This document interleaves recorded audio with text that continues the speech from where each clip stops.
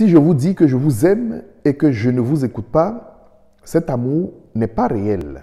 Bonjour chers frères et sœurs, chers amis abonnés, à vous tous, bonjour. Fructueux temps de carême à toutes et à tous et bienvenue à Parole de Dieu au quotidien.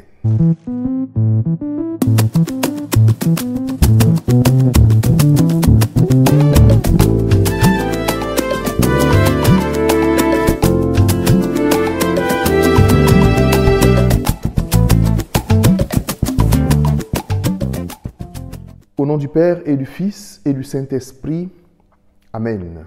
Chers frères et sœurs, si je dis que j'aime mes parents, mais que jamais je ne les visite, jamais je ne les appelle, et si je n'écoute pas ce qu'ils me disent, c'est que cet amour reste à vérifier. Si je dis que j'ai un ami que j'aime, mais avec lui, la communication est impossible, impossible de nous entendre, c'est que c'est juste un amour de théorie. Et nous pouvons multiplier les exemples à l'infini.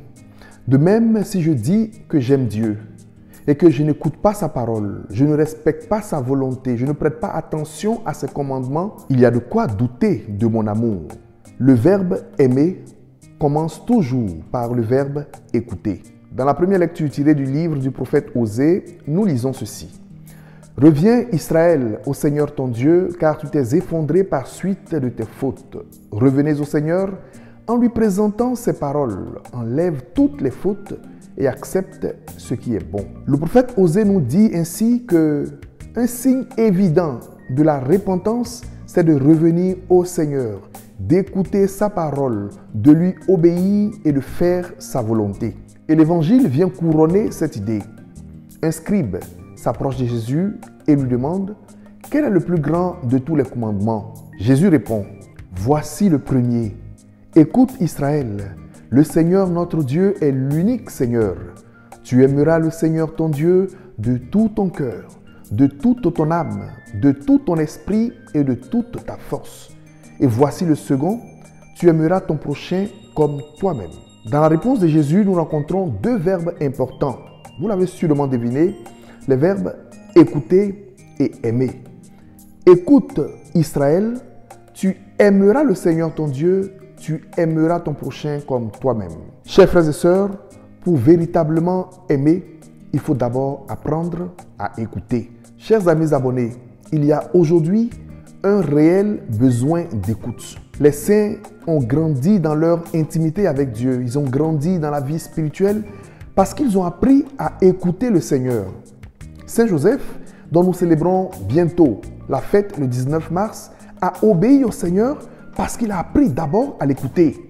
La très sainte Vierge Marie a obéi au Seigneur, obéi à son plan de salut pour nous parce qu'elle a appris d'abord à l'écouter. Il y a un réel besoin d'écoute. Quelqu'un disait que nous avons deux oreilles et une bouche pour parler moins et pour plus écouter. C'est le contraire qui se voit aujourd'hui. Nous parlons beaucoup, nous écoutons très peu et pire, nous n'agissons pas du tout.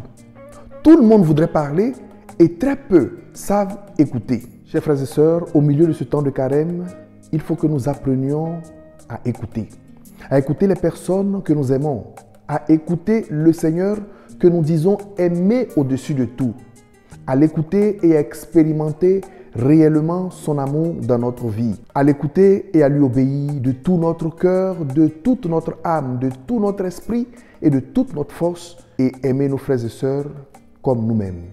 Que Dieu vous accorde, mes frères et sœurs, cette grâce, que notre écoute débouche sur l'obéissance à Dieu, que le Saint-Esprit dispose nos cœurs à l'écoute du Seigneur, à l'écoute de sa parole, et que la bénédiction du Seigneur vous accompagne toujours, au nom du Père et du Fils et du Saint-Esprit. Amen. Bonne continuation sur la route du carême et prenez soin de vous. Au revoir.